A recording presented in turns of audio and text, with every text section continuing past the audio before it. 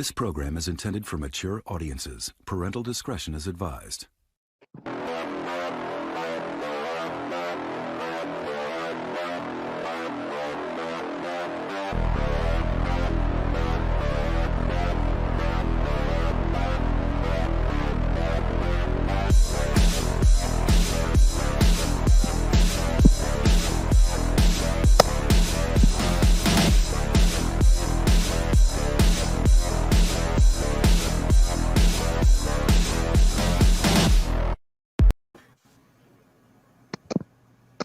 All right, now we're live. Hello, everybody. Welcome back to the Pop Culture Podcast. This week we have those fun-loving morticians we've been teasing for the past few weeks.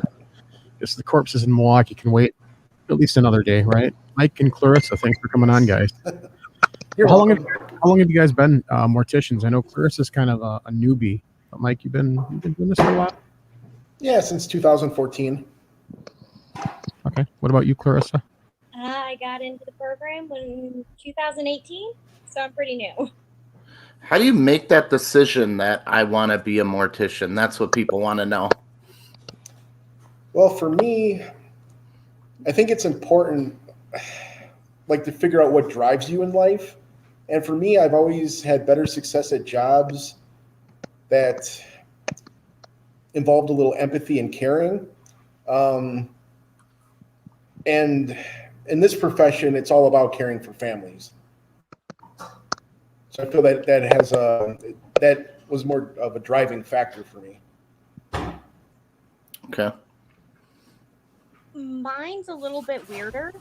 I was in my senior year of psychology at Parkside, and I drove past Worsham in Chicago, and I was like, what is mortuary science, right? Mm-hmm. Because you hear it and you just don't know. And so I was like, you know what? Let me research it. I started researching it, and I was like, wow, this is actually kind of interesting, because I never really thought about what a funeral director does, what a mortician does, ever. Okay.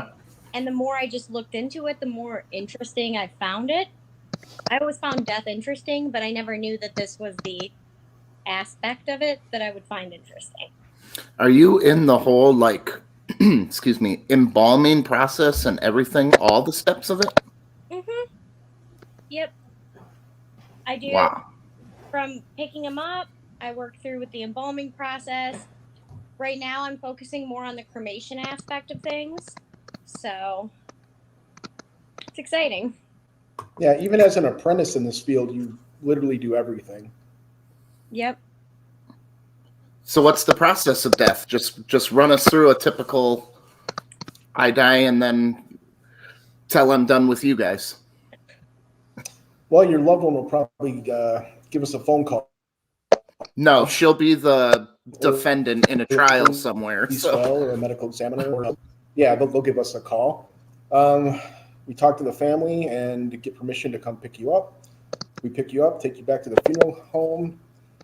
Each preparation we do there, and depending on what's the final disposition that your family decides on, whether it's direct cremation or just a traditional service, maybe depends on what we do there. Typically, the next day, your family will come in for an arrangement, discuss things with the funeral director, and that'll be the planning of your funeral.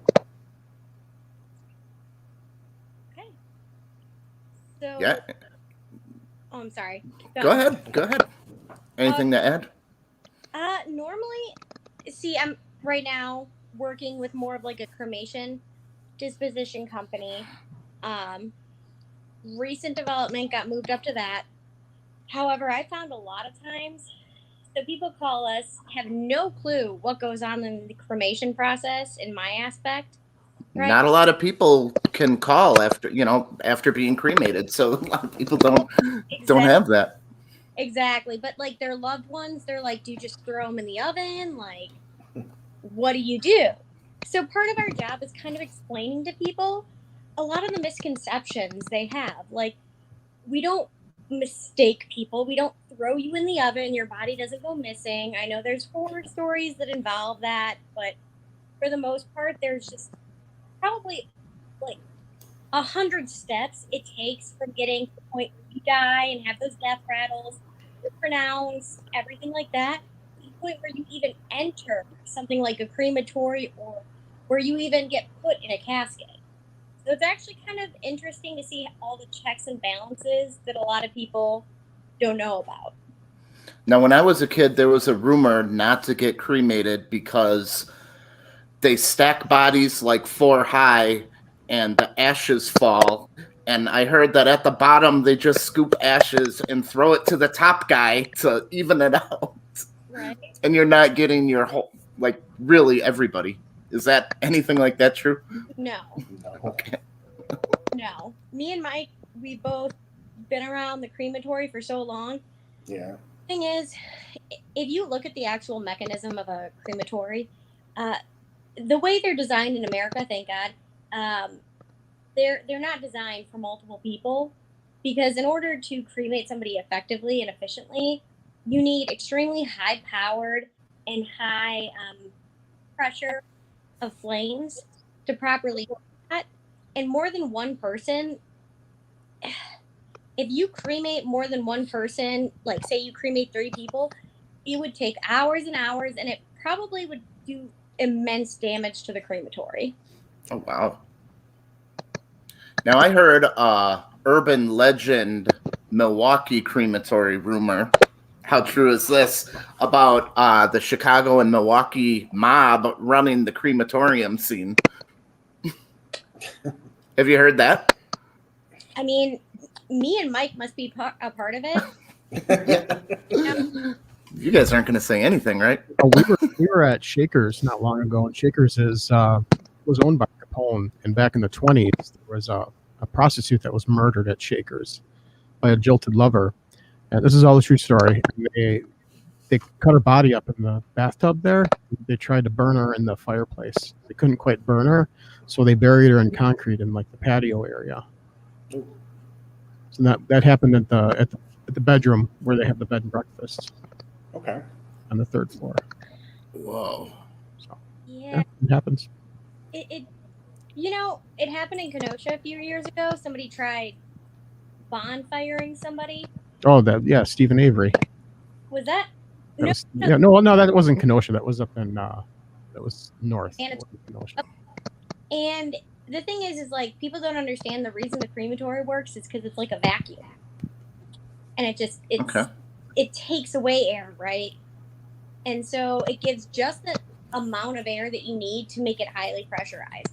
Because burning God, that sounds awful. Cremating somebody effectively takes a lot of combined elements. That's pretty hard to replicate unless you already have it. Well, Maine is legalizing the funeral pyres, Viking style now. I saw that. You saw that? I did. My brother lives in Maine. So what if I want right on Lake Michigan? Would you guys be involved in sending me out on one of those? If it's legalized, and if it's not, sure, why not? But that fire's not getting hot enough. There's just going to be a slightly burnt person at the bottom of the... Petroleum jelly, Grecian fire, whichever one you pick. Yeah. I worked in a cadaver lab a lot. Do you guys work with those at all? Because I know at the end of working on a cadaver, they always get cremated. Mm-hmm. Mike, because I've seen more when I was at work. We did a lot of dealing with cadaverines versus humans before we were allowed, or not humans, but cadaverines before we were allowed to, embalm people that were fresher. So cadaverines, is that like a worked on class cadaver?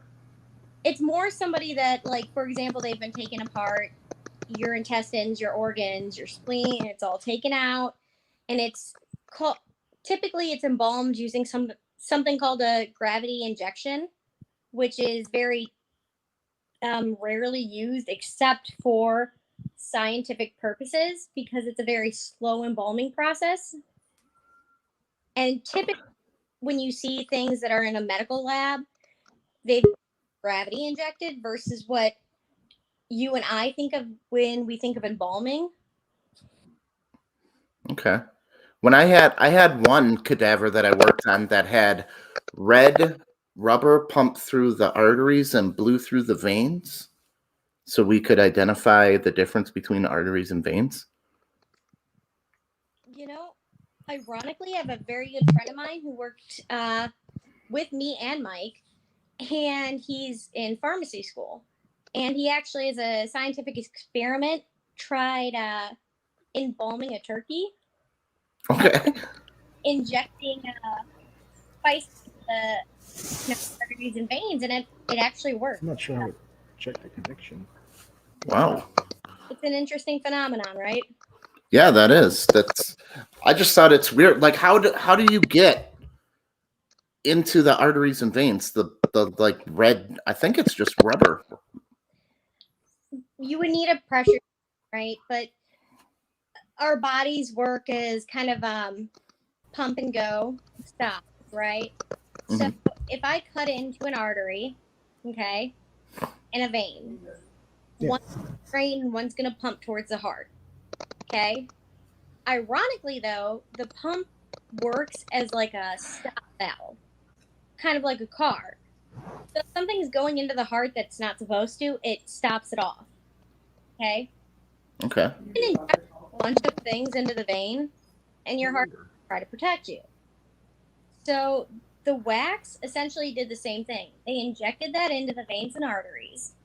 Okay, probably using something, they probably did like a pre-inject, got the flow moving, and then injected the wax, which solidified at a very high pressure. Wow. That is absolutely interesting. So I'm not amazing, though. I could be completely... You could be wrong. Theoretically, but this is just my studies. So what about your line of work that you don't enjoy? Because there's always something that makes it a job. Gosh. I think it's the people on TikTok and Facebook and everything else that just kind of forget to realize that this is a job that, for the most part, like, you have corrupt people for sure, but nobody goes into this because they don't want to. Mm-hmm. And so it's very disheartening to hear people on social media and things like that where they're like, people in the funeral homes, even on Desperate Housewives, you hear they're getting rich off of this. Ooh. We're not getting rich off of it. And it's disheartening because we really do want the best for people, but the many myths out there confuse people, they scare them, and it makes our job way harder. Well, I don't mind you guys getting rich because that just means the market's working. It's supply and demand. There's not a lot of demand for people that want to deal with grief daily, right? Trust me, I lost my best friend this year. It was so hard. But grief is one of those things that it doesn't become something you get used to. It just becomes something you deal with. Okay. And so much of our society just thinks that if you don't deal with it, it goes away. But it doesn't. Yeah. You ever have anything shake you up that was really, really hard for you at work? I have. Yeah. Everybody says kids, but I think it's more so kids that, the worst thing I've ever seen is when a young kid killed himself. Like, I can't say there, but he was so young, never should have happened. Those are the ones that stick with you? That was the one. Not many stick with me, but that one for some reason did. And the worst part was it was because he was getting bullied, and he was under 13. There's no reason that should have happened. Okay. Well, let's lighten it up a sec here. I've seen a new trend online for like people sitting like this or upright funerals. Have you seen that or been involved in any of that? Yes, I've never actually seen it done where I work. I have picked people up that refuse to lay down, and that's always awkward. But What do you mean refuse to lay down? Go on a call and grandma's been like hunched up for 4 years and the bag doesn't close. Oh no. And then you're like, oh my God. Oh. So her body's just deformed in an upright position. And what do you gotta do? Put another bag over the L shape or? Something I've learned to do. A lot of people don't do it. I choose to. I bring extra sheets. Okay. You never know. And then I know if my grandma did that, I would just, especially taking her out to a van or whatever transport vehicle you have. Everybody's peeking out the windows. Yep. I prefer that. And I always try kind of, it sounds weird, but to like hunch over so it looks less, I don't know, obvious, but that's me. Ooh. Oh, you get any weird requests there, Mike? Like we were talking about the upright funerals where people are just like at a card table. They'll like put them like they're playing cards still and people will go view them that way. Yeah, like it's rare, but occasionally you get that and you get them back to the funeral home and you have to try your best to bend everything back to a normal position. It's difficult. It makes the embalming difficult too because sometimes the arteries are pinched or maybe other vessels are, so maybe you don't get distribution of the fluids to different extremities. Now, are you involved with the makeup part of everything? Yes and no. I mean, I kind of do everything, but I've been sticking with more of the embalmings and maybe some of the maintenance and working funerals. Okay. So, yeah. You do the makeup, Clarissa? I've gotten more involved in it lately. Okay. No pro, but see, before I did this show, I was like, I'll bet you she was a little girl, liked doing makeup, but nobody would sit still, and she was really rough. So she had to go in a line of work where nobody's gonna move or complain. They complain in their own ways. Yeah. Well, tell me, how do they complain? Sometimes they don't take this thing called tissue builder well. Sometimes, in my experience, there's this thing called wax that we use to treat people who have, I don't know, had disfiguring accidents and it just won't stick. You're like, please, for the love of God, please just stick. Mm-hmm. And it's like, it'll stick and then I'll be like, boop. Oh. So what's the reaction you get from the public when you tell people you're morticians? I would say typically I always ask like why I chose that profession, how I got into it. Mm-hmm. Yeah. Mine's not bad. I mean, I feel like the older generation's a little bit more weird about it.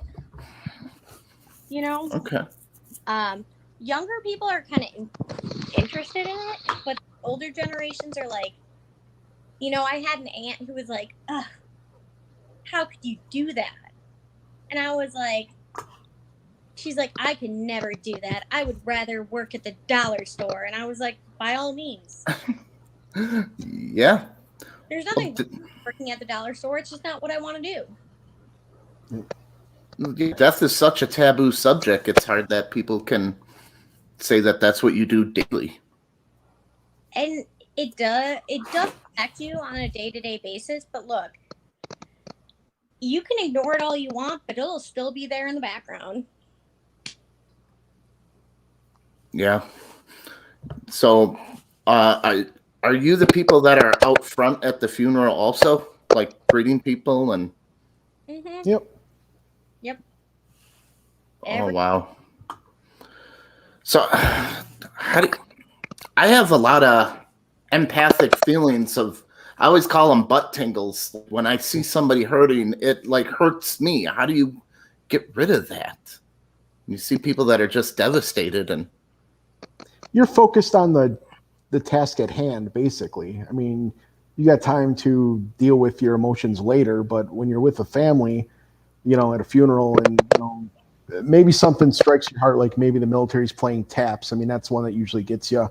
But you're so focused on what you're doing and trying to do a good job for the family that it kind of overrides your own emotions. you know what? Speaking of taps, I interview a lot of soldiers for like Veterans Day and stuff, and they say they go through war by focusing at the task on hand. It's almost like you're a soldier through just a war of bad emotions. Yeah. I use that tactic in short intervals, right? Because when somebody's crying, your brain automatically wants to cry, unless Those are called the mirror neurons. Or mirror neurons are starting to fire. I was just gonna say that. The minute you look, happens to me too. You choke up, right? It's right. The old lady, like, thank you, Houston, for giving me my 87 years of happiness, whatever. But naturally, what Mike said, you have to, for the family, take a step back. You still get choked up sometimes. A lot of the times I do. You take a step back. You place your mind somewhere else, because that's not going to be conducive to the healing process. Yeah. How do you balance that between, I know I would just be an insane alcoholic. How do you balance a healthy work life when you come home and don't just grab the whiskey and go, man, that was a rough one? Well, what I did back when I worked with Clarissa was I would try to schedule different events with the different members of your team that you're working with. We did river tubing, we had board game nights, we threw a Halloween party. And to me, it's like you're trying to create good memories. So instead of going to work and focusing on the negative ones, you have positive things to think about. Okay. Mike is hands down the most healthy mortician I've ever met in my life. Thank you. He is the greatest guy you'd ever want to meet. He's got the most healthy thought pattern I've ever met, or seen, or anything. However, a lot of people don't have that in my industry. No, what's your industry full of? Well, both our industry. Yeah. Mike's an example of what you should be. But the industry I'm in, well, both of us are, have a lot of alcoholism because they don't do what Mike does. They don't create healthy outlets. Okay. And they kind of just get consumed in the idea of darkness and grief. But they forget that there's also a very light atmosphere to life. He's a rare soul in the fact that, he makes every day just really happy. Thank you. There you go, Mike. We both had to take a death and dying class. You took that too, right, Clarissa? Mm-hmm. What's the death and dying class? It's just one of the electives you can take for mortuary science.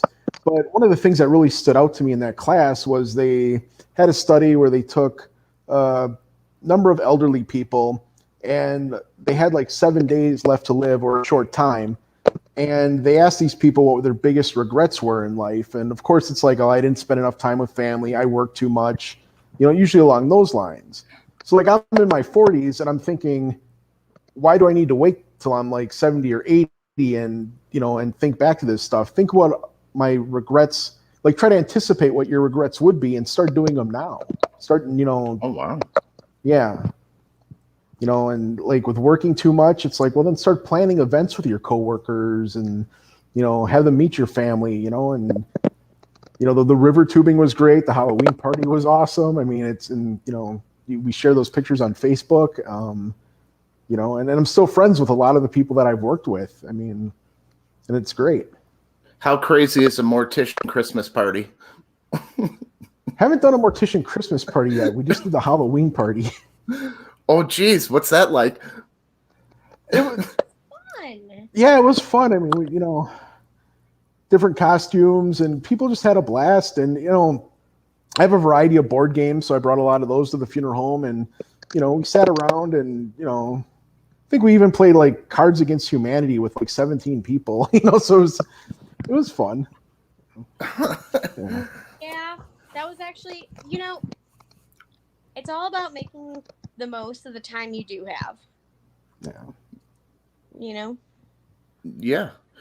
You get dealing with those chemicals. I had a anatomy professor that I guess was around a long time, but that like messed up his vocal cords. Do you have any of that, or basically how far have we come since Egypt started embalming people till now?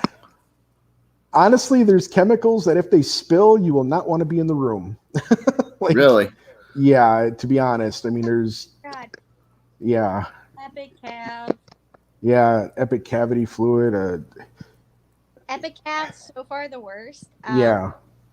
I've left the room multiple times, but I'm also, I would say more of my specialty is involved in the front room. I'm usually calling the families, taking contracts, things like that. I do embalm, I do things like that, but when Epic Cav spills, it's not worth your health. Yeah, you leave the room, you turn on fans. I mean, you already have like the ventilation going. They have chemicals that counteract it, but you'll leave the room. If you stay in too long, it's just going to be nothing but tears coming down your face. You're going to be choking. It's going to create a lot of mucus in your nose. It's not fun. I have noticed since I've done this job, you get dehydrated a lot quicker. I'm just drinking water throughout the day because of the amount of, like, whatever fluids that I lose through this process. My skin's a lot drier, things like that. So you'll always see me drinking water all the time. You'll always see me with like lotion, everything like that, because you will get so dry your skin will crack. It's horrible. Yeah. No, that's weird because my anatomy professor said he had a guy at a funeral home where it kept our cadaver more moist. It was like a purpley liquid. What is that? That we would rub on the muscles and everything and keep them from drying up. Oh, is that I'm not exactly sure. Hexaphene? He kept it in a spray bottle too. Yes, that is hexaphene. Hexaphene. All right. He had a guy. He got it under the table for our class because we would use it all year. It's like petroleum jelly, right? Yeah, but it sprays out, and we would lube everything up all nice, and then put the skin back on and humidor them out of the way. Hexaphene is like a topical embalming agent. Mm-hmm. Yep. He said it was expensive, but I think he bought it in bottles of wine for the mortuary. Nice. Yeah. So is it true you have to like sew everything shut, like eyeballs and mouth and everything? You don't sew the eyes. You put caps in, and if you need to, there's you can use glue to seal them if you want, or there's it's almost like a petroleum jelly that you can put under there to help keep the eyes down. I feel like the connotation around, and especially because we're a death-denying society, all things sound very scary to people. They're always like, "Oh my God, they're gonna sew my mouth shut." And I heard they're gonna sew my butt shut. And I hate this. Okay. Yeah. Your homes do not like plug your butt, and like this girl, like. I know that they do. They do it to everybody. So make sure you put it in your will that you don't want that done. And I feel like, lady, we don't want to do this as much as you don't want it done. Yeah. That's our last resort. Trust me, I don't want to be anywhere near that. I'm just gonna put it in my will to be safe. Yeah. Right? It's not gonna hurt anybody to put it in there. No, but are insane because you get them and they're like, make sure you don't plug grandma, and you're like, that's not what I live for, but to each their own, I guess. yeah, no, the deceased, like, they're thoroughly cleaned, and afterwards, if they're messes, it's cleaned up again, and you can put them in plastic pants, to help if there's problems like We don't leakage or rarely will somebody be plugged unless it's something like they're flying or they had something like the airplane pressure. Huh? The airplane pressure? Oh, that's always fun. Everybody loves that. Explain that a little bit. You go up, and what happens if I take a cadaver on an airplane? Well, I'll say, or a freshly deceased person. Me and Mike probably know one word. I'll speak it, Mike, and you just bounce off of me. Florida. Florida embalmings, actually. Florida? I think Mike from Florida. What's a Florida embalming? Usually those bodies aren't. Absolutely. Yeah, when you get bodies from other states. Is that what you're talking about? How they're absolutely done. Well, mostly from their bodies Florida. are absolutely horrible. They're trash most of the time. So you get a body shipped up here from Florida. I almost think some funeral homes will do a good job, but it's almost like they know they're not going to be dealing with you ever again. So it's like they just don't, or maybe they just, for whatever reason, there's not a lot of quality put into the work. Yeah. Out the door. I also think it's the heat in Florida. It could be the heat too, yeah. They probably like getting bodies shipped almost on ice from Wisconsin in winter. Right? They're like, oh my God, this is so attractive. I got somebody from Colorado, and I was like, nice.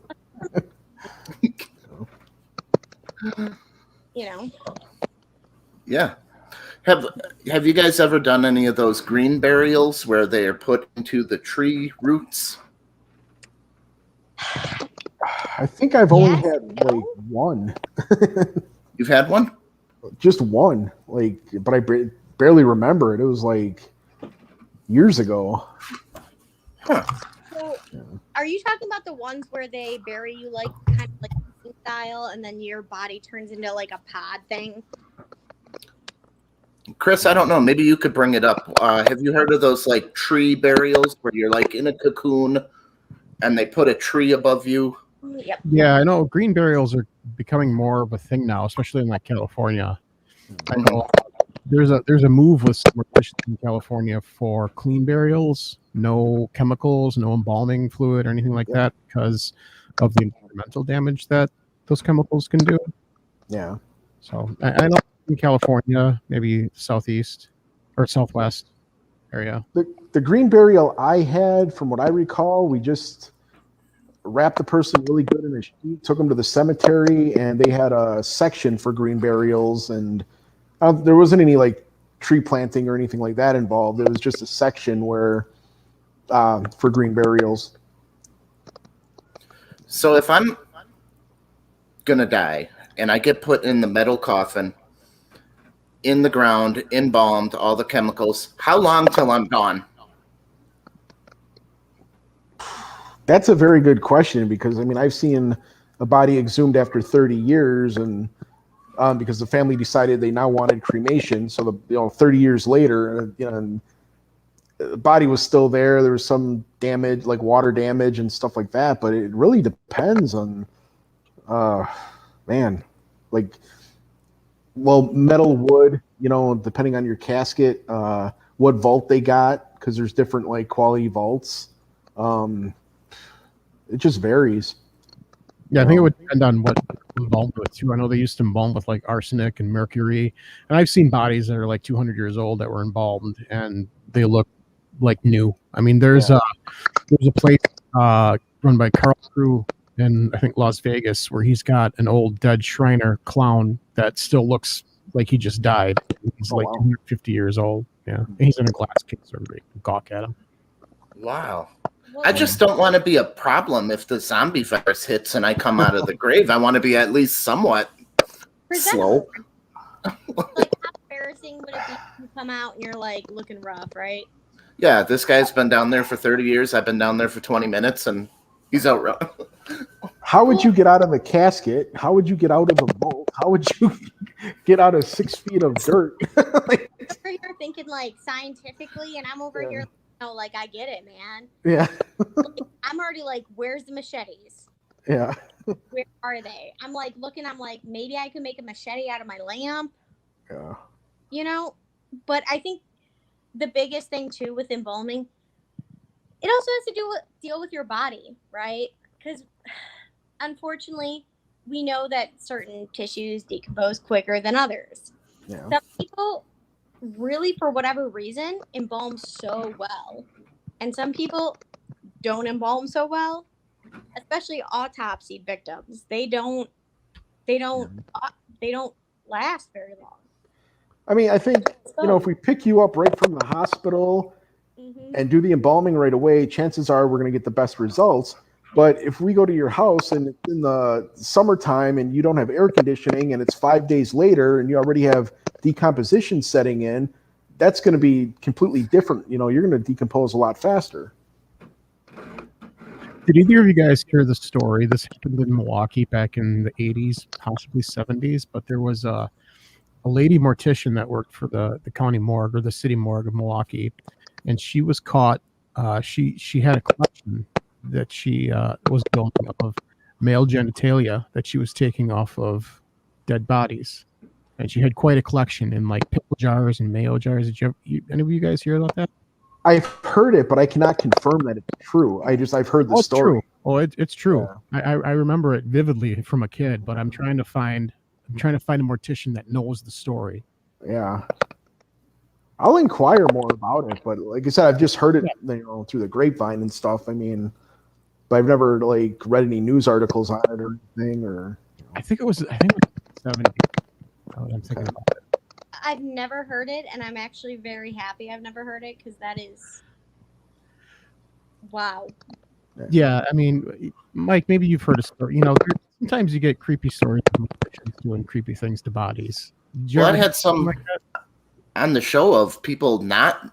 I think it was in Georgia and maybe Florida, but the funeral home was just dumping the bodies in a swamp and charging for cremation. Yeah. Oh wow.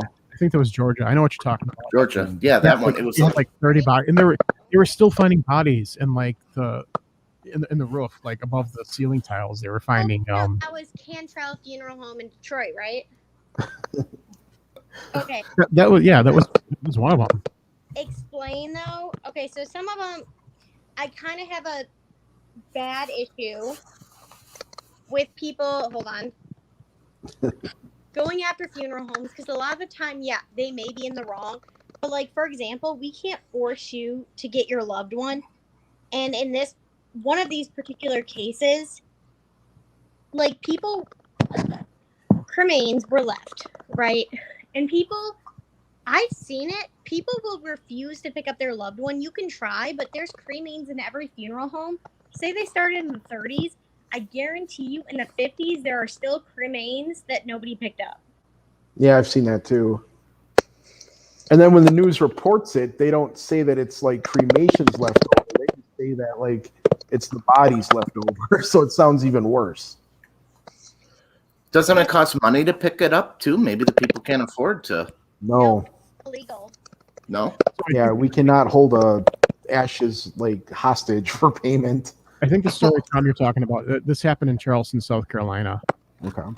There was a funeral home that was paid to do services, and they left bodies above ground, like in the back of their building. This happened in 2015, it looks like.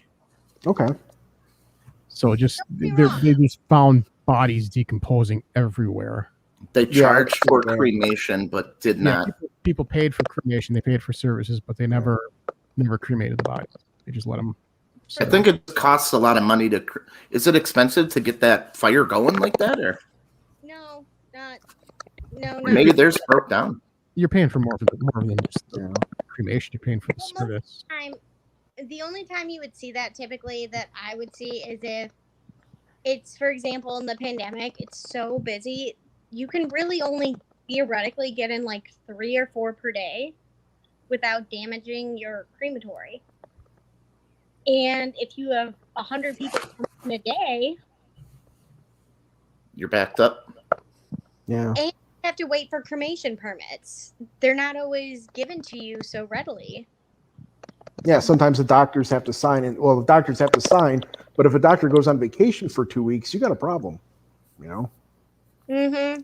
And another thing is all those little babies, you know, that like technically don't need a cremation permit. You have to fit those in there at a time where they don't, I hate to say it, but like there's a whole like science behind when you put what body weight in. Yeah.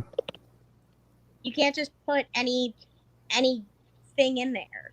You know, it's a whole, you know, schedule. No, I didn't know any of that. Typically, you'll want to put the most obese body you have first. So that way the adipose tissue burns hotter and it gets the crematory hotter. And then you can, but that, if the person's really big, it's going to take like, between 4 and 6 hours, you know, and then you come up and you go lesser and lesser weight. Hopefully at the end of the day, maybe you're, you know, if you're done with like 2 and 3, you can get in a 4th, which the 4th is usually going to be an infant. And that should only take like maybe 20 minutes then because it's so hot. Yeah. Wow. That's just hard to think about. Like, let's squeeze this baby in here. I got a little time before. Like, that's just so bad. Wow. Yeah. We can get it done. Jeez. I'm sorry. No, that's just, you know, death is. But it's your job. You gotta. Yeah. Wow. Right? You can either accept it or you can run from it. So I'm going to tell a story. I told Tom this story, but when I was working at Walgreens, and I always worked at the ghetto stores, the worst of the worst, the roughest stores.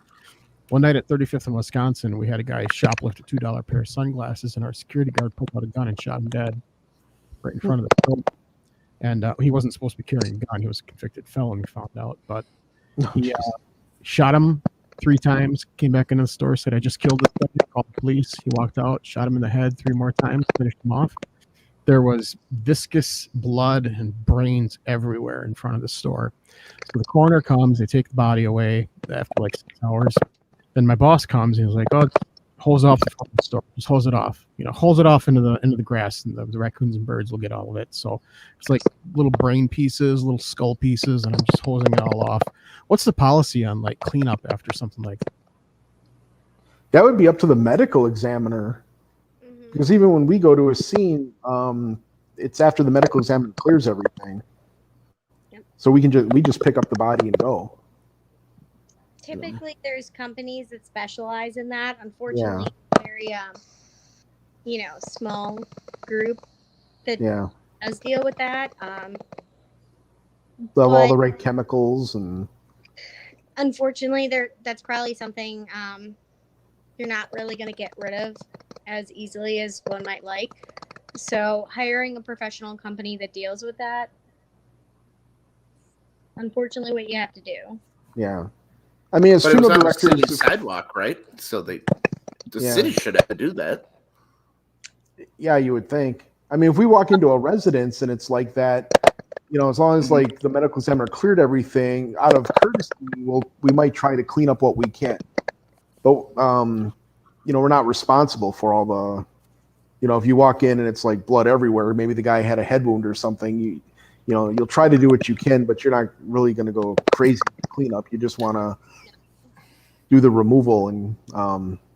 Well, I know in every cadaver lab I had, we had like ice cream buckets for every little thing that we cut off was going back to the funeral home to get cremated. So we didn't like just wash stuff down the drain. We, you know, put everything in a everything we touch, the adipose tissue, all of it, we saved. So I would be like, if you want your body cremated, if they're taking the body away and there's still brains and skull on you guys should be scooping that up to get cremated with them, right? Or well, the thing is that's also not.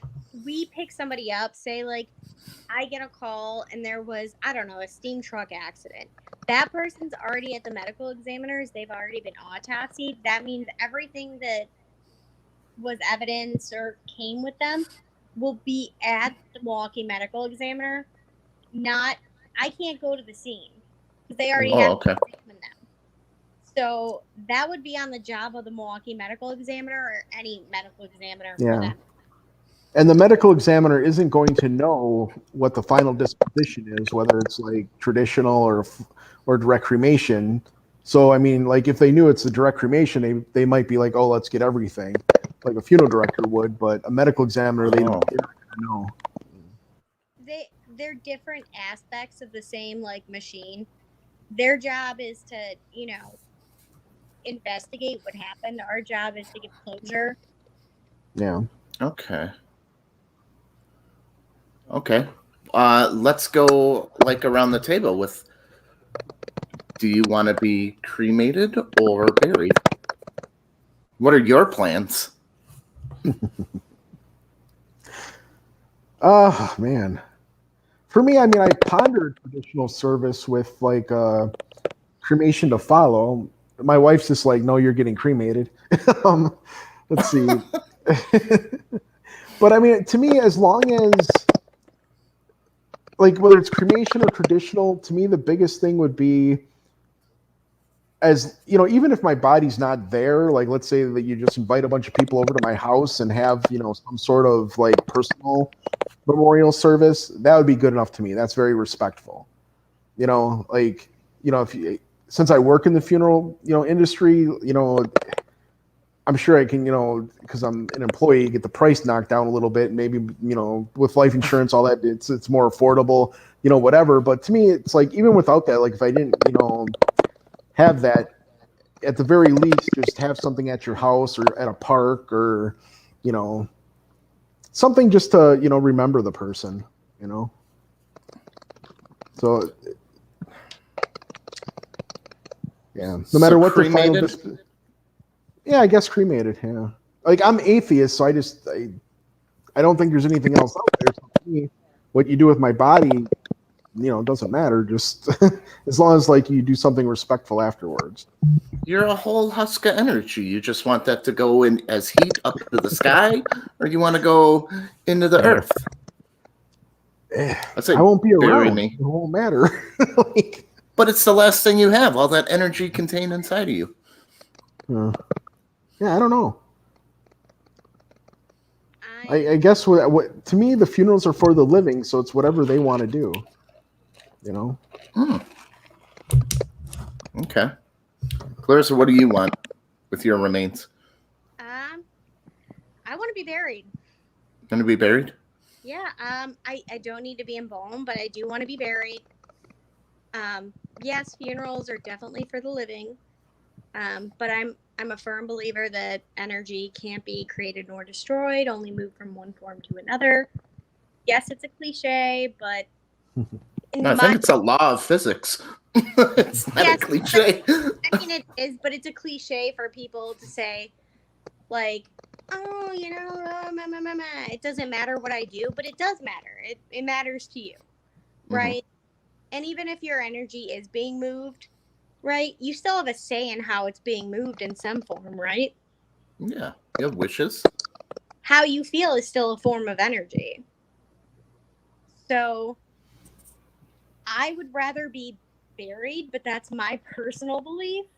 Mm-hmm. I just think it's something that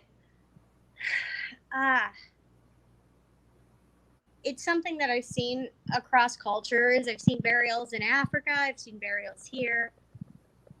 And I think it's something that's kind of important to me. I think it's just kind of a ritual. And I think, from the ground upward, is something that I would like to have happening. I'm on Team Clarissa there. I want put me back into the earth. Something else can use me. Yeah, like I love Mike's her. like, just throw it into the air like a firework. I'm out of here. I don't care. Make it beautiful. Yeah. Yeah, I love earthworms. Let them at it. I always got this weird, irrational fear that you can still feel pain when you're dead. What if you can? And you're just getting burned alive. Can't be Or is worse it? than to feel alive. Then you should read Stephen King's Autopsy Room 4. Uh-oh, what's that about? That's a guy that gets bit by a snake, but it paralyzes him, and everybody thinks he's dead. So they're doing all the mortician or the autopsy work on him. And while he's still, he can feel everything, but he can't move. They have that in Amazon. It's called curare. That's what they hit you with the blow darts. Oh, Completely paralyzes you, but then they butcher you alive. oh. Serpent in the Rainbow, Yeah. the movie. Serpent in the Rainbow. Oh. Yeah. Okay. Chris is back. What are you doing? Cremated or buried, Chris? I'll probably be cremated. I don't know. By me or Clarissa? Hmm? I said by Yeah. me or Clarissa. Oh, by either? Oh, it doesn't matter. Against that, man. Whoever, just put me on a grill or something, like the charcoal. We'll both do it. We'll both press. I want to go like Darth Vader We'll both press the little button. in my Darth Vader costume. Nice. Clarissa, do you have warm hands? Or do you got cold chick hands? I'm taking Mike. I'm taking Mike. I want warm hands. I got warm hands. Because like if I haven't eaten, they're super warm. If I've eaten, they're cold. That's how it works. Okay. What if Mike has cold hands? I think I have need warm somebody hands. with warm hands. Yeah, he looks like he's got warm hands. Clarissa's got that cold looking hands. You can still feel when you're dead. I'm worried about that. I'm gonna have somebody with cold hands grabbing me. No. Fair enough. Cold hands, cold heart. I get it. Yeah. Bury me. All right. Well, do you have anything else? We might have to wrap it up. When my internet gets better, I don't know what's going on. You gotta get Spectrum, dude. I got to get something. All right. Well, thank you guys. It was awesome. Very interesting to talk to you. It was a lot of fun. Absolutely. Yeah, it Molly's was a lot of fun. Thank you for having us. Yeah. Molly, you look like your hands are always freezing. Don't let Molly near me. Don't even let her in the funeral home because if I die soon, she should be in jail because it will be her. Well, they always go after your significant other first, don't they? Mm-hmm. Don't let her near me. She'll just be laughing. All right. Okay, somebody should be laughing at your funeral, so there's nothing wrong with that. I'll let her in.